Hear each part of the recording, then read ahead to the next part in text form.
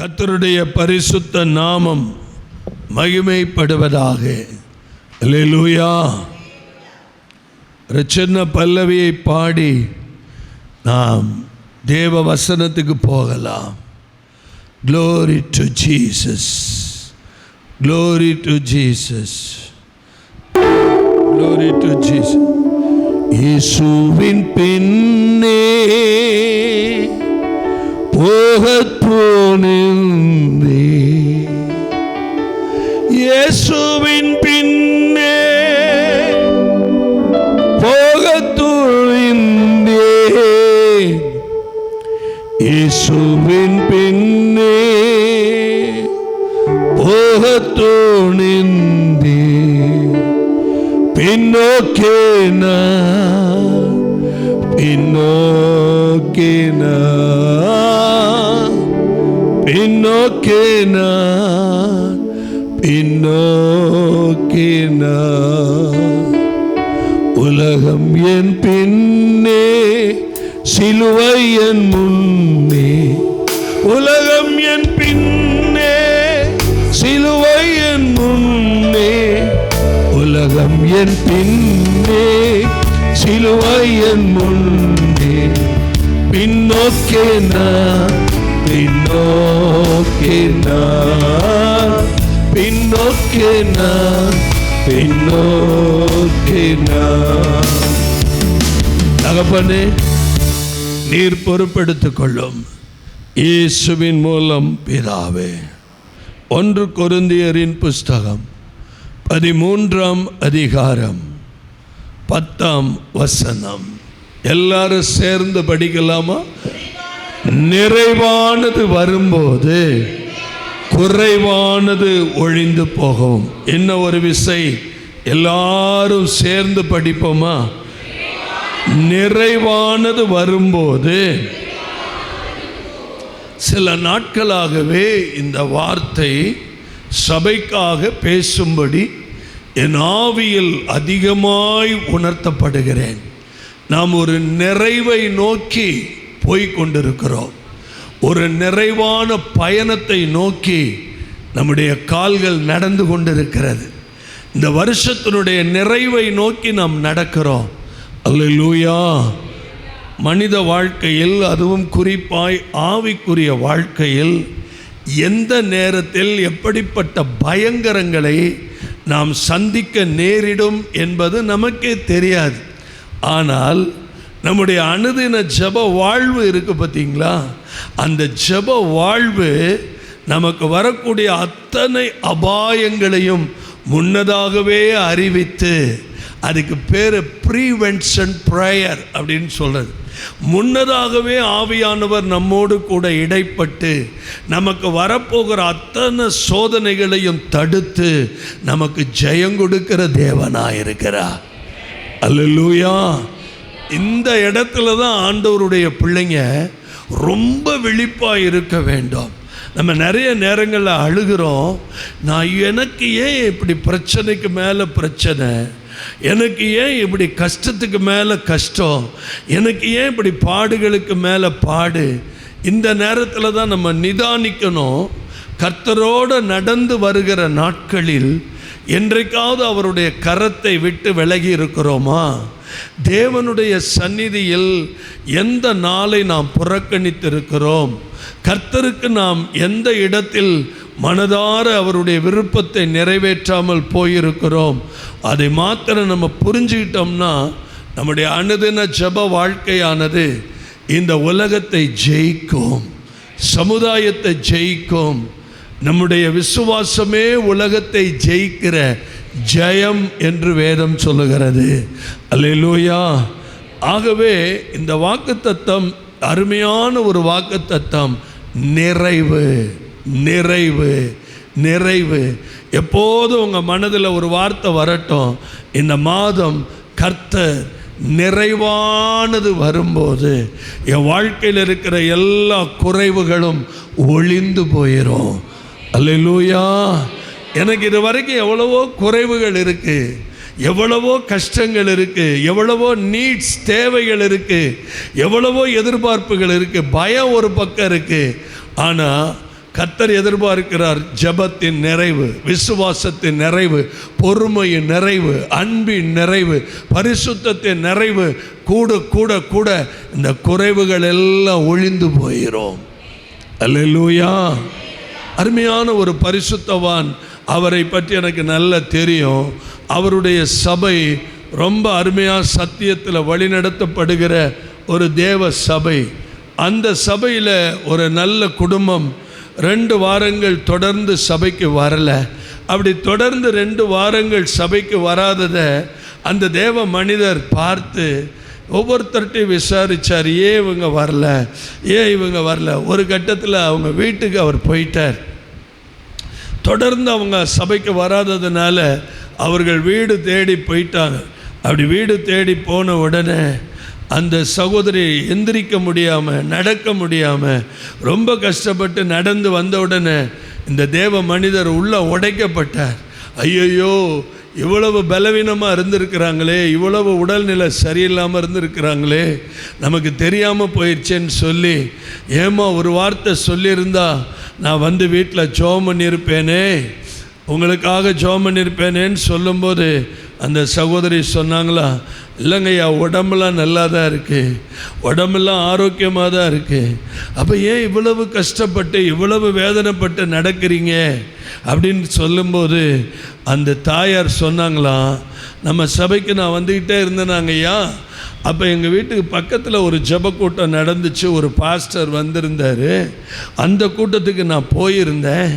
அந்த கூட்டத்தில் போய் உட்காந்துருக்கும்போது அந்த பாஸ்டர் சொன்னார், உனக்கு ஏகப்பட்ட கட்டுகள் இருக்குது, 40 நாள் நீ உபவாசம் போட்டால் தான் இந்த கட்டெல்லாம் என்ன செய்யும், உடையும்னாரு. சரி, இங்கே இருந்தால் நம்ம 40 நாள் போட முடியாதுன்னு சொல்லி எங்களுடைய சொந்த பந்தங்கள் இருக்கிற வீட்டுக்கு போனேன். அங்கே போய் நான் உபவாசம் பண்ணி ஜெபிக்க ஆரம்பித்தேன். அங்கே வீட்டுக்கு பக்கத்தில் ஒரு பாஸ்டர் வந்து ஒரு ஜெப கூட்டம் நடத்தினார். அங்கே நான் போனேன். அங்கே போகும்போது அங்கே ஒரு பாஸ்டர் சொன்னார், உனக்கு பயங்கர கட்டு இருக்குது, நல்ல உபவாசம் பண்ணி ஜெபம் பண்ணினார். 2 பேருடைய காரியம் ஒரே மாதிரி இருந்துச்சு. அதனால் நான் கிட்டத்தட்ட ஏறக்குறைய பல நாட்கள் உபவாசிச்சிட்டேயா, இன்னும் 1-2 நாட்கள் தான், உபவாசத்தை முடிச்சுட்டு நான் சபைக்கு வர்றேயா அப்படின்னு சொன்னிச்சான் அந்த அம்மா. அப்போ பாஸ்டர் ரொம்ப பொறுமையாக கேட்டாராம், இத்தனை நாட்கள் ஜெபிக்கிறிய, இத்தனை நாட்கள் உபவாசிக்கிறிய, அந்த கட்டு உடையவே இல்லையான்னு கேட்டாராம். அதுக்கு அந்த அம்மா சொன்னிச்சான், நான் என்னத்தை உங்கள்கிட்ட பதில் சொல்கிறதுன்னு எனக்கு புரியலை அப்படின்னு. அப்போ இந்த தேவ மனிதர் நிதானமாய், பொறுமையாய், அன்பாய் ஒரே ஒரு வார்த்தை சொன்னாரா, நீ என்ன ஜெபிச்சிருக்கிறப்போ ஆண்டவரே, அந்த பாஸ்டர் சொன்னார், என் கட்டு உடையட்டும், என் கட்டு உடையட்டும், என் கட்டு உடையட்டும்னு டெய்லி என்ன பண்ணியிருப்ப, கதறி இருப்ப. ஓ கட்டுகளைன்னு அவங்க சொன்னதைத்தான் நீ மனசில் வச்சு ஜெபம் பண்ணியிருப்ப. ஒரே ஒரு நாள் நான் இந்த 40 நாள்லாம் இருக்க வேணாம், ஒரே ஒரு நாள் உண்மையும் உத்தமமாய் தேவ சமூகத்தில் ஆண்டவரே, நிறைவாகிய இயேசுவே, நிறைவாகிய தகப்பனே, எனக்குள் வாரம்னு கூப்பிட்டுருந்தீன்னா அந்த நாளிலேயே நிறைவானது வந்திருக்கும் போது உனக்குள்ள இருக்க குறைவுகள் எல்லாம் வெளியில் போயிருக்கும். அல்லேலூயா. இன்றைக்கு நிறைய விசுவாசிகள் அங்கே இங்கன்னு தடுமாறிட்டு திரிகிற ஒரு கொடிய காலத்தில் வாழ்கிறோம். ஜபக்கூட்டங்களுக்கு போகிறது தப்பில்லை, ஊழியக்காரர் என்ன சொல்வார்னு கேட்கறது தான் தப்பு. நீங்கள் நடக்க வேண்டிய வழியில் நடக்கும்படி உங்களுக்கு எல்லாத்தையும் கர்த்தர் கொடுத்துருக்கிறார். ஒரு மெய்யான புஸ்தகம் உங்கள் கையில் இருக்குது. அல்லேலூயா. அவர்கிட்ட போனால் சுகமாகுமா, இவர்கிட்ட போனால் சுகமாகுமா? எவர்கிட்ட போனாலும் சுகமாகாது. இயேசுகிட்ட வந்தால் தான் சுகமாகும். ஏசப்பா கிட்ட வந்தால் தான் விடுதலை ஆகும். வேதாகமம் என்ன சொல்லுது? ரூத்தின் புஸ்தகம் 2ஆம் அதிகாரம் 12வது வசனம் என்ன சொல்லுது? நிறைவான பலன் எப்போ வருமா? இஸ்ரவேலின் தேவனாகிய கர்த்தருடைய செட்டைகளின் கீழே அடைக்கலமாய் வந்த உனக்கு அவராலே, எல்லாரும் அண்டர்லைன் யுவர் பைபிள், அவராலே, வேற எவராலேயுமே இல்லை, அவராலே. அவராலே, இந்த அவராலேங்கிற வார்த்தையை அண்டர்லைன் பண்ணுங்க. இயேசுவாலே மட்டும்தான் என்னுடைய வாழ்க்கையில் ஒரு மிகப்பெரிய பலன் வரப்போகிறது. எத்தனை பேர் சந்தோஷமாக இருக்கிறீங்க? கர்த்தருடைய பரிசுத்த நாமம் மகிமைப்படுவதாக. இந்த 11ஆம் மாதம் உங்கள் வாழ்க்கையில் இருக்கிற குறைகளை எல்லாம் ஒரு பேப்பரில் எழுதுங்க. உங்கள் வாழ்க்கையில் இருக்கிற, குடும்பத்தில் இருக்கிற, பிஸ்னஸில் இருக்கிற, தனிப்பட்ட வாழ்க்கையில் இருக்கிற உங்களுடைய எல்லா குறைகளையும் எழுதுங்க. நான் சேலஞ்சு பண்ணி சொல்கிறேன், சவால் விட்டு சொல்கிறேன். ஒவ்வொரு குறைகளையும் நீங்கள் டிக் பண்ணுற நேரம் வந்துருச்சு. அந்த குறைகளுக்கு மேலே ஒரு நிறைவை கொண்டு வாங்க. அந்த குறைகளுக்கு மேலே ஒரு நிறைவை கொண்டு வாங்க. அல்லேலூயா. மரியாள் வேகமாக ஓடி வந்து, அங்கே அவர்களுக்கு திராட்சரசம் இல்லை. அங்கே அவர்களுக்கு என்ன இல்லை? திராட்சரசம் இல்லை. அங்கே திராட்சரசம் குறைவுபட தொடங்கினது. அங்கே திராட்சரசம் இல்லை. ஒரு ரகசியத்தை நான் சொல்கிறேன்.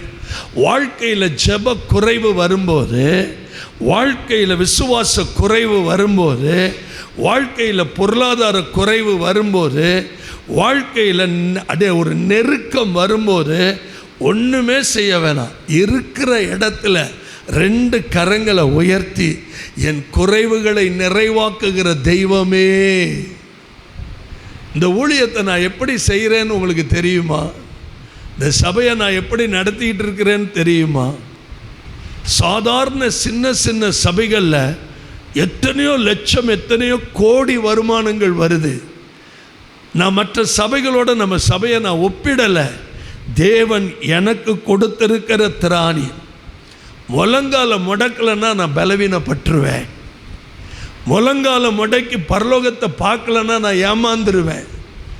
சங்கீதத்தில் 121வது சங்கீதம் 1வது வசனம் சொல்லுது, ஒத்தாசை வருகிற பர்வதங்களுக்கு நேராக என் கண்களை ஏறெடுக்கிறேன். ஒரு சாட்சி சொல்லவா உங்களுக்கு? ரொம்ப பலவீனமாய், ரொம்ப சோர்வாய் நான் வீட்டுக்கு வரும்போது வீட்டில் எல்லாருமே கேட்குறாங்க, ஏன்பா சோகமாக இருக்கிறீங்க? மகள் கேட்குது, ஏன்பா சோகமாக இருக்கிறீங்க? ஊழியத்தில், சபையில், நடைமுறை வாழ்க்கையில் நமக்கு வருகிற சோதனைகளை வீட்டில் காட்டக்கூடாதுன்னு நம்ம எவ்வளவு முயற்சி எடுத்தாலும் நம்முடைய முகம் காட்டி கொடுத்துரும். அல்லேலூயா. ஆனால் அந்த நேரத்தில் எனக்கு ஒரு ஃபோன் வருது, பிரதர் எங்கள் குடும்பம் கொஞ்சம் நிலை தடுமாறிக்கிட்டு இருக்குது. தூர தேசத்திலிருந்து வருது அந்த ஃபோன். எங்கள் குடும்பம் அப்படியே ஆட்டம் கண்டு போய் கிடக்குது, பயமாக இருக்குது. குடும்பமாக நாங்கள் இந்தியா திரும்பிடுவோமா அப்படிங்கிற ஒரு நடுக்கம் இருக்கிறது. என்னுடைய கேள்விக்கு ஒரு பதில் உங்களால் சொல்ல முடியுமா? நேரம் இருக்குதா? டைம் எடுத்து பேச முடியுமா?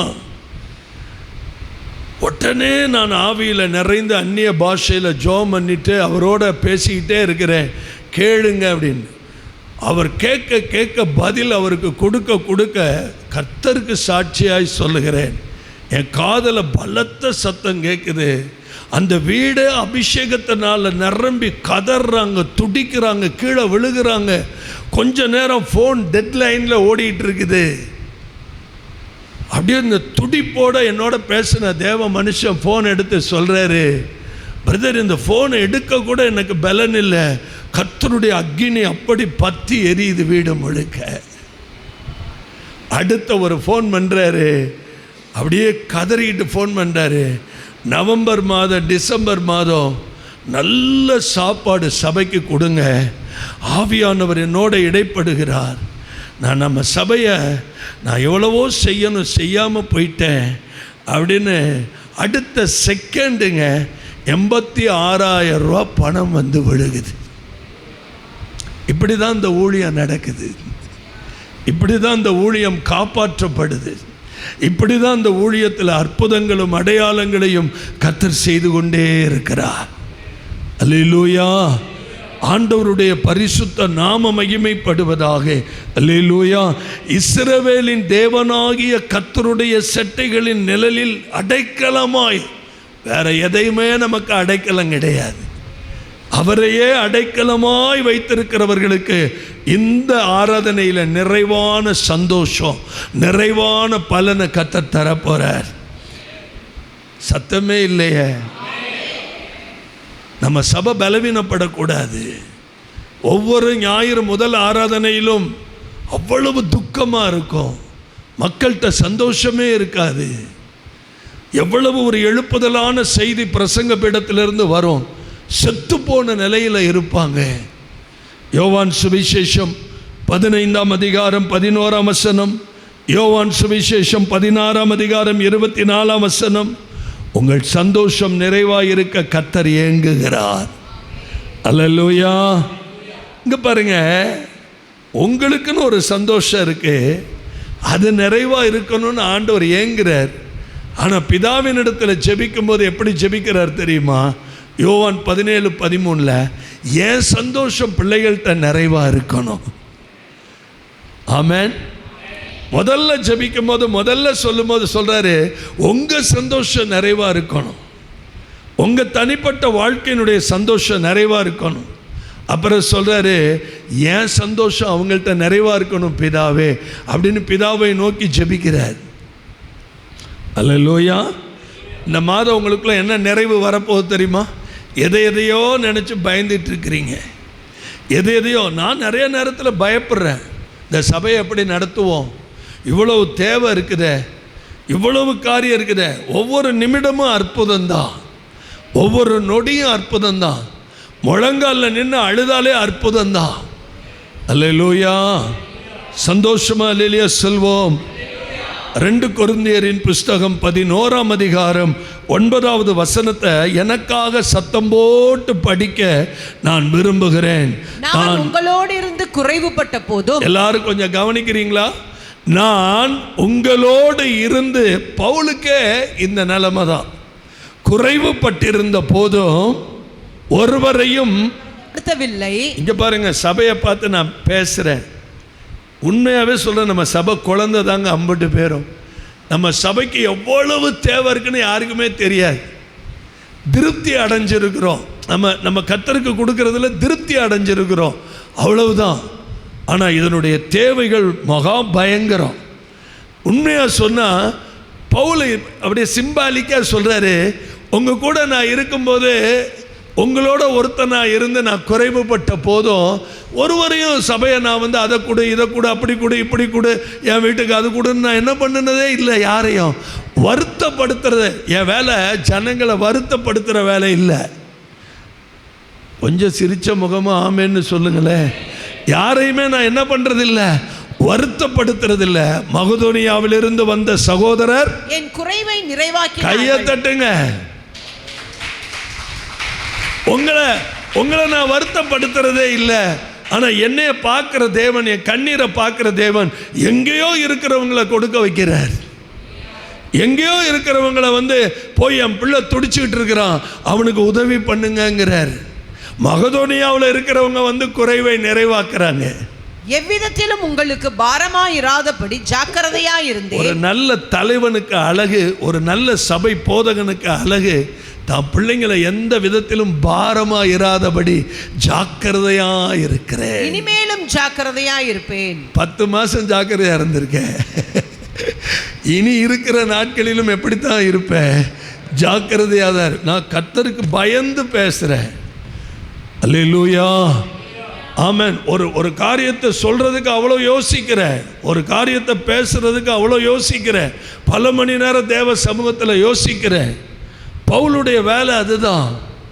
கையை உயர்த்தி ஆமென் சொல்லுவோமா? எபேசியர் புத்தகத்தில் இங்கே பாருங்க, உங்களுக்கு ஒரு வளர்ச்சி வரணும். எந்த விதத்தில் வளர்ச்சி வரணும்? எபேசியர் புத்தகத்தில் 1ஆம் அதிகாரத்தில் 23வது வசனத்தை படிக்க நான் விரும்புகிறேன். எல்லாவற்றையும் எல்லாவற்றாலும் நிரப்புகிறவருடைய நிறைவாகிய சரீரமான சபைக்கு அவரை எல்லாவற்றிற்கும் மேலான தலையாக தந்துள்ளினார். நல்ல கையை உயர்த்தி ஒரு ஆமென் சொல்லுங்க. உங்களுக்கும் சரி எனக்கும் சரி, எல்லாவற்றையும் எல்லாவற்றாலும் நிரப்புகிறவர். போதுமாங்க? என் பிள்ளைக்கு கல்யாணம் ஆகலை, நிரப்புவார். என் பிள்ளைக்கு இவ்வளவு தேவை இருக்கு, ஃபீஸ் கட்டணும், எல்லாவற்றையும். என் வீட்டில் இவ்வளவு தேவை, எல்லாவற்றையும். என் குடும்பத்துக்கு இவ்வளவு தேவை, எல்லாவற்றையும். பவுன் விற்கிற விலையில் என் பிள்ளைக்கு நகை வாங்கணும், என்ன பண்ணுறது? எல்லாவற்றையும். அல்லேலூயா. இந்த ஒரு வார்த்தை போதுங்க, அப்படியே பிடிச்சிக்கங்க. எல்லாவற்றையும் எல்லாவற்றாலும் நிரப்புகிறவருடைய நிறைவாகிய சரீரமான சபைக்கு அவரை எல்லாவற்றிற்கும் மேலான தலையாக, இப்படி சொல்லுங்களேன், தங்கத்தை விட அவர் மேலானவர். இப்படி சொல்லுங்க, எல்லாவற்றுக்கும் மேலான. நான் போன 2 வாரத்துக்கு முன்னாடி சொன்னேன், தங்க விலை அடித்து கீழே இறங்கும் அப்படின்னு. இன்னும் 40% மேலே அடித்து இறக்குவார் கர்த்தர். அல்லேலூயா. எல்லாவற்றையும் அவர் தாங்க ஹெட்டு, பாக்கி எல்லாம் டெட்டு. அவர் தான் ஹெட்டு. அவருக்கு முன்னாடி ஒன்றும் நிற்க முடியாது. நீங்கள் தைரியமாக சொல்லுங்க. ஏங்க, அவ்வளோ பெரிய கோலியாத்து நின்னா போய் அன்னைமார்களுக்கு சாப்பாடு கொடுத்துட்டு வாங்கன்னு அப்பா அனுப்புகிறாரு. அன்னைமார்களுக்கு சாப்பாடு தூக்கிட்டு வர்றான். கரெக்டாக கோலியாத்து வந்து நின்று கொக்கரிக்கிறான். ஒருத்தன் வாங்கடா, இஸ்ரவேலில் ஒருத்தன் கூட இல்லையாடான்னு. இந்த ஒரு வார்த்தை தாவீதை நொறுக்குது. விருத்த சேதனம் இல்லாத இந்த பெலிஸ்தியன் எம்மாத்திரம், நான் கர்த்தருடைய பிள்ளை, எல்லாவற்றையும் எல்லாவற்றாலும் நிரப்புகிறவர். அடப்பைய நிரப்புனா, அடப்பையில் என்ன நிரப்புனா? 5 கூழாங்கல்ல நிரப்புனா. சத்தமே வரலையே. அடப்பையில் எத்தனை கல்லை நிரப்புனா? அது எவ்வளவு பைத்தியமாக இருக்கும் யோசிச்சு பாருங்க. எவ்வளவு பெரிய பைத்தியம். அங்கே இருக்கிற போர் வீரர்கள்லாம் என்ன நினச்சிருப்பாங்க? இவன் என்னடா அரலூசா, இவன் என்ன மென்டலா? அன்னைமார்களுக்கு சாப்பாடு கொண்டு வந்தான், திடீர்னு இடுப்பில் இருக்கிற அடப்பையில் கூழாங்கல்லாம் எடுத்து அடுக்கிறான். நம்ம பட்டயத்தோடு நிற்கிறோம், ஈட்டியோடு நிற்கிறோம். அவ்வளவு பெரிய கோலியாத்தை கண்டு நடுங்கி போய் நிற்கிறோம். ஆமென். யுத்தத்துக்கு இப்படிப்பட்ட ஒரு அழகான சிறுவன் வந்திருக்கிறான்னு சவுல் என்ன பண்ணுறான்? அவனை கூப்பிட்டு, அவனுக்கு ட்ரெஸ் எல்லாம் போட்டு விடுங்கப்பா, பாவம் சின்ன பிள்ளை செத்து போயிட போகிறான், ஆர்வ கோளாறில் வந்திருக்கிறான்னு சொல்லி ட்ரெஸ் எல்லாம் கொடுத்து அனுப்புகிறான், ஷூவெல்லாம் கொடுத்து அனுப்புகிறான். அவன் நடந்து பார்க்குறான், எனக்கு இதெல்லாம் செட் ஆகலை. ஒரே ஒரு வார்த்தை சொல்வோமா? இந்த உலகத்தில் நமக்கு எதுவுமே செட் ஆகாது. இராணுவங்களின் தேவனுடைய நாமத்தினால் வருகிறேன். ஒரே கல்லு வச்ச குறி மாறல, கோலியாத்து சுருண்டு விழுந்தான். அந்த ஒரே நாமம் எல்லாவற்றையும் எல்லாவற்றாலும் நிரப்புகிற அந்த ஒரே நாமம். பக்கத்தில் கை கொடுத்து சொல்லுங்க, எல்லாவற்றையும் எல்லாவற்றாலும் நிரப்புகிற அந்த ஒரே நாமம். கிட்டத்தட்ட 38 ஆண்டுகளுக்கு மேலே ஆண்டவரோடு வாழ்கிற நான் தைரியமாக சொல்கிறேன், சேனைகளின் கர்த்தருடைய நாமத்தை மட்டும் நம்புங்க.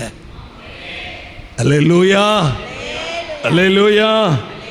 வேதாகமம் முழுவதையும் நீங்கள் படிச்சீங்கன்னா, எபேசியரில் 4ஆம் அதிகாரத்தில் 11வது வசனத்தில் ரொம்ப அழகா பவுல் எழுதுறாரு, நாம் அனைவரும் தேவனுடைய குமாரனை பற்றும் விசுவாசத்திலும் அறிவிலும் ஒருமைப்பட்டவர்களாகி. வேற ஒண்ணுமே இல்லைங்க. சபை ஒருமனப்பட்டுருச்சுன்னா போதுங்க. சபையில் எல்லாரும் ஒருமனப்பட்டவர்களாகி கிறிஸ்துவினுடைய வளர்ச்சியின் அளவுக்கு தக்க பூரண புருஷராகும் வரைக்கும். எல்லாரும் சொல்லுங்க, எப்படி மாறணும்? எல்லாரும் எப்படி மாறணும்? பிரதர், அது என்ன பிரதர் பூரண புருஷன்? பூரண புருஷங்கிறவன் மக்களுடைய மிரட்டலுக்கு பயப்பட மாட்டான். பூரண புருஷங்கிறவன் கர்த்தரையே சார்ந்திருப்பான். பூரண புருஷங்கிறவன் ஆபத்தை கண்டு பயப்பட மாட்டான். பூரண புருஷங்கிறவன் தலைக்கு மேலே போகிற வெள்ளத்தை பார்த்து நடுங்கிற மாட்டான். ஒரு விஷயம் தெரியுமா உங்களுக்கு? புருஷன், பூரண புருஷன் என்ன தெரியுமா? ஆவிக்குரிய என்னுடைய ஜீவியத்தில் எனக்கு வரக்கூடிய நெருக்கம், போராட்டம், உபத்திரவம், பாடுகள் என்னுடைய வளர்ச்சியை சேதப்படுத்தவே முடியாது. அல்லேலூயா சொல்லுங்க. இன்னும் அழகா பூரண புருஷனை பற்றி சொல்லணும்னா, அதான் நான் சொல்லிட்டேனே, நம்ம சபை குழந்தையாக தான் இருக்குங்கிறேனே. நம்ம சபையில் கொடுக்கப்படுகிற போதனைகள் உண்மையாக ஆராய்ந்து பார்த்தா இந்நேரம் ஒரு அதான் பவுல் அழுகிறார். காலத்தை பார்த்தா நீங்கள்லாம் பிரசங்கியாக இருக்கிற வேண்டியவங்க எப்படி இருக்கிறீங்க, இன்னும் நான் பால் டின்னு கொடுத்துட்டு இருக்க வேண்டியதாக இருக்குது.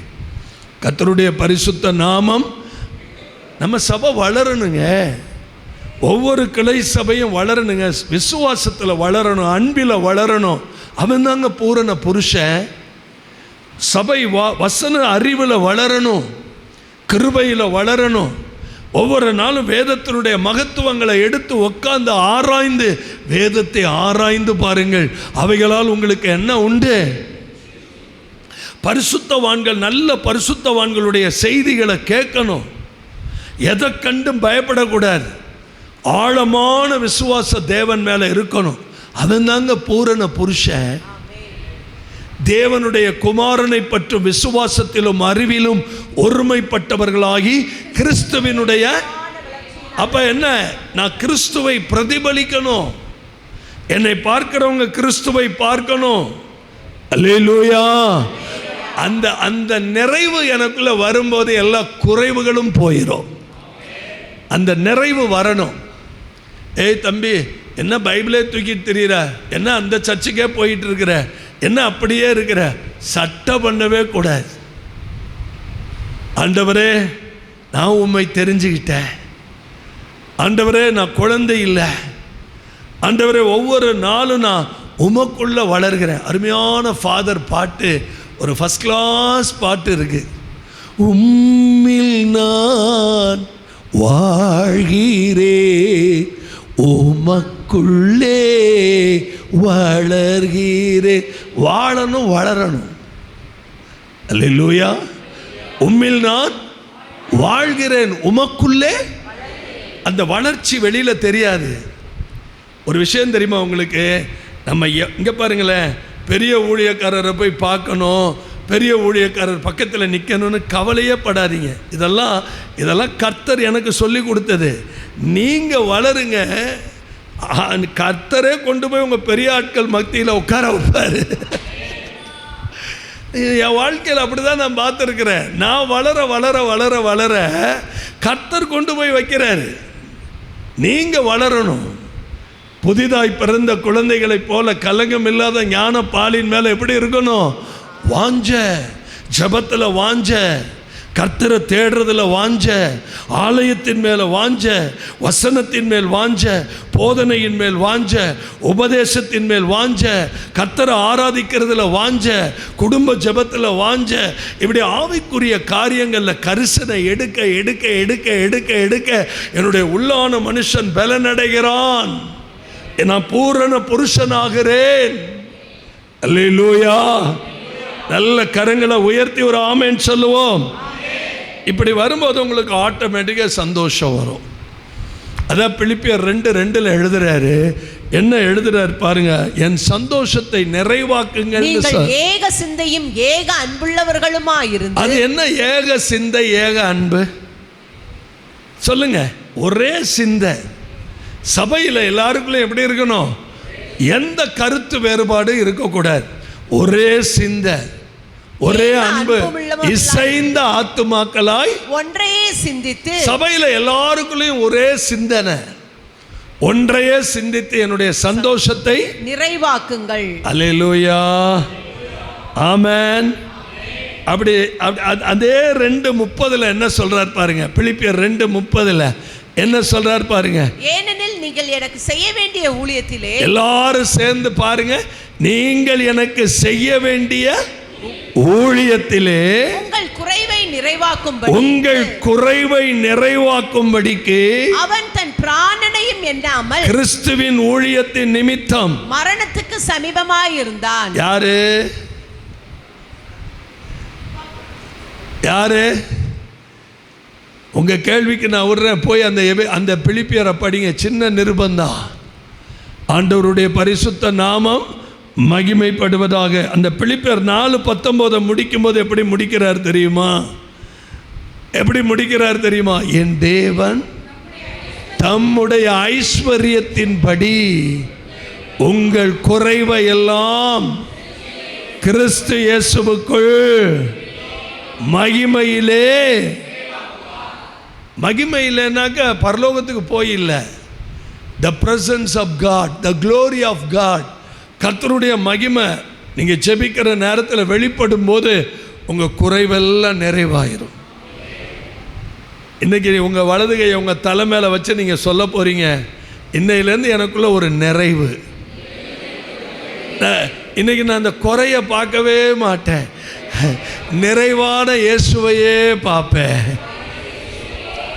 போய் உங்கள் கடையை ஆசீர்வதிங்க, போய் உங்கள் தொழிலை ஆசீர்வதிங்க, போய் உங்கள் வீட்டை ஆசீர்வதிங்க, போய் உங்கள் வயலை ஆசீர்வதிங்க, போய் உங்கள் எல்லையை ஆசீர்வதிங்க.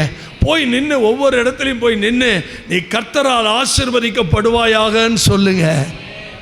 அப்படியே நடக்குங்க. சாப கட்டுகள் வெளியேறுங்க. உங்களுக்கு எதிராக இருக்கிற பொறாமையின் வல்லமைகள் வெளியேறுங்க. உங்களுக்கு எதிராக இருக்கிற சக்திகள் வெளியேறும். அல்லேலூயா, அல்லேலூயா. இது மட்டும் இல்லை, யோவானுக்கு எழுதும்போது சொல்கிறார், யோவான் எழுதுறாரு, 1 யோவானில் 1ஆம் அதிகாரம் 4வது வசனத்தில் பாருங்க. 1 யோவான் 1:4 உங்கள் சந்தோஷம் நிறைவாயிருக்கும்படி இவைகளை உங்களுக்கு எழுதுகிறோம். ஆண்டவருடைய பிள்ளைகள் நம்ம சபையில் பார்க்க முடியாதது அந்த சந்தோஷம்தான். இந்த ஆராதனையில் எப்படி தெரியுமா இருந்திருக்கணும்? நம்ம எல்லாம் சந்தோஷமாக இருக்கணும். கையை உயர்த்தி சொல்லுங்க, எப்படி இருக்கணும்? நேற்றையோடு நாங்கள் 40 நாள் ஜெபத்தை முடிச்சிருக்கிறோம். இன்றைக்கி 41வது நாள். எப்படி போணுச்சுன்னே தெரியல. சந்தோஷமாக இருக்குது. ஜெபிக்க ஜெபிக்க சந்தோஷமாக இருக்குது. துதிக்க துதிக்க அப்படியே சந்தோஷம். ஜெபிக்க ஜெபிக்க சமாதானமாக இருக்குது. நான் சாட்சி சொல்கிறேனே, ஒரு நாள் காலையில் 5 மணி ஜெபத்தில் நான் அந்த கேட்டுக்கு பின்னாடி ரொம்ப நேரம் நிற்கும்போது ஒரு தேவ பிரசன்னம் அப்படியே ஆலயத்திலேருந்து நிரப்புறதை பார்த்தேன். 1 தெசலோனிக்கேயரில் 3ஆம் அதிகாரத்தில் 10வது வசனத்தில் அங்கே ஒரு விசுவாசத்தினுடைய குறைவுகளை கர்த்தர் என்ன பண்ண போறாரா பாருங்க. உங்கள் முகத்தை கண்டு உங்கள் விசுவாசத்தின் குறைவுகளை நிறைவாக்கும் பொருட்டு. நம்முடைய வாழ்க்கையில் எதில் நம்ம குறைவா இருக்கிறோம்? விசுவாசத்தில் குறைவா இருக்கிறோம். ஆண்டவர் இந்த 11வது மாதம் என்ன பண்ண போறாருன்னா, உங்களுடைய விசுவாசத்தினுடைய குறைவுகளை நிறைவாக்கும் பொருட்டு இரவும் பகலும் மிகவும் வேண்டிக் கொள்ளுகிறேன். ஒன்று தாங்க, நாங்கள் ராத்திரி பகலாக ஜெபிச்சுக்கிட்டு இருக்கிறோங்க சபையில். உங்கள் விசுவாசத்தினுடைய குறைவுகள் எல்லாம் நிறைவாக போகுது. அல்லேலூயா. இன்னும் சந்தோஷமா அல்லேலூயா சொல்லுவோமா? கடைசியாக 2 வசனம் சொல்லி உங்களை ஆசீர்வதிக்கிறேன். யோபுவின் புஸ்தகம் 5ஆம் அதிகாரம் 24ஆம் வசனத்தை படிக்கும்போது, உம்முடைய கூடாரம் சமாதானத்தோடு இருக்க காண்பீர், உம்முடைய வாசல் ஸ்தலத்தை விசாரிக்கும் போது குறைவை காண மாட்டீர். இந்த மாதம் என்ன நடக்க போகுது தெரியுமா? உங்க வீடு, உங்க குடும்பம் சமாதானத்தோடு இருக்க காண்பீர். உம்முடைய வாசல் ஸ்தலத்தை ஆண்டவர் விசாரிக்கும் போது ஒரு குறைவு இருக்காது. யாக்கோப்பு சொல்றாருல, யாக்கோப்பு 1:4 சொல்றாருல, நீங்கள் ஒன்றிலும் குறைவற்றவர்களாய் இராமல் குறைவுள்ளவர்களாய் பூரணராயும் நிறைவுள்ளவர்களாயும் இருக்கும்படி பொறுமையானது பூரண கிரியை செய்ய கடவது. எவ்வளவோ பொறுமையா இருந்துட்டீங்க, இன்னும் கொஞ்சம் பொறுமை. இங்க பாருங்களேன், ஒரு நாள் ஆண்டவர் என்கிட்ட பேசினார். என்னப்பா உங்க பிள்ளைங்க எப்படி இருக்கிறாங்க? இவ்வளோ நாள் பொறுமையா இருந்தாங்க, நான் கொண்டு வந்து கொடுக்க போற நேரத்தில் விலகி போயிட்டாங்க. கர்த்தர் இப்படியே பேசினார். நான் கொண்டு வந்து பக்கத்தில் வந்துட்டு கொடுக்க போகும்போது ஓடி போயிட்டான். ஆமென். எவ்வளவோ பொறுமையாக இருந்துட்டோம், இன்னும் கொஞ்சம் பொறுமை. 10வது மாதம் வாக்குத்தத்தம் என்ன தெரியுமா? உபாகமம் 28:1 கர்த்தர் உங்களை மேன்மையாக வச்சாரா இல்லையா? சேவியர் பிரதரையும் லீமாவையும் தூக்கி கொண்டு போய் மேன்மையாக வச்சாரா இல்லையா? நம்ம அறிவுக்கு எட்டுனுச்சா? அதே வாக்குத்தத்தத்தை பண்ணினவர் இந்த மாதம் சொல்றாரு, உங்க குறைவை நான் நிறைவாக்க போறேன். நிறைவானது வரும்போது எழுந்திருப்போமா? எல்லாரும் 2 கைகளை. உங்களுக்காக தான் நீங்க ஜெபிக்க போறீங்க. உங்க வீட்டில் இருக்கிற குறைகளை எல்லாம் கர்த்தர்ட்ட சொல்லுங்க. உங்க கூடாரம் சமாதானத்தோடு இருக்கணும். பக்கத்தில் கை கொடுத்து சொல்லுங்க, உங்க கூடாரம் சமாதானத்தோடு இருக்கணும். இனி உங்க கூடாரத்தில் வியாதி இல்லை, உங்க கூடாரத்தில் பலவீனம் இல்லை, உங்க கூடாரத்தில் தோல்வி இல்லை. பிரதர், எனக்கு சுகர் இருக்கு பிரதர். சுகராவது மண்ணாங்கட்டியாவது 100 வயசு வரைக்கும் இருப்பீங்க. சொல்லுங்க பக்கத்தில், ஆண்டவர் இங்க பாருங்க, சும்மா சுகர் சுகர்னு சொல்லிட்டு இருக்காதீங்க. சுகர் அவருக்கு முன்னாடி நிகர் இல்லை. அப்படி சொல்லுங்க பக்கத்தில். எல்லாவற்றையும் எல்லாவற்றால் அதுக்கப்புறம் ஒன்று சொன்ன, எல்லாவற்றுக்கும் மேலானவர், எல்லாவற்றுக்கும் மேலானவர். நீங்க சுகரை மேலாக்கி அவரை கீழாக்குறீங்க. சுகர் அவருக்கு நிகர் இல்லை. அப்படி சொல்லுங்க, காணாமலே போயிடும். நீங்க இன்னைக்கு போய் வேணா பிளட் டெஸ்ட் பண்ணுங்க, 70-75 நிற்கும். இதனடா இவ்வளவு லோவா வந்துருச்சுன்னு 2 ஜாங்கிரியை உள்ள போடுவீங்க. ஆங்கிரிலாம் வெளியில போயிடும். கையை உயர்த்தி, ஆண்டவரே சொல்லுங்க, ஆண்டவரே உமக்கு முன்னாடி வியாதி ஒண்ணுமே இல்லை, பலவீனம் ஒண்ணுமே இல்லை. என் கூடாரம் சமாதானமா இருக்கும். என் கூடாரத்தில் குறைவு இருக்காது, என் கூடாரத்தில் தோல்வி இருக்காது, என் கூடாரத்தில் வறுமை இருக்காது, என் கூடாரத்தில் தரித்திரம் இருக்காது. என் கூடாரத்தின் தேவைகள் சந்திக்கப்படும். என் கூடாரம் சமாதானத்தோடு இருக்கிறத காண்பீங்க.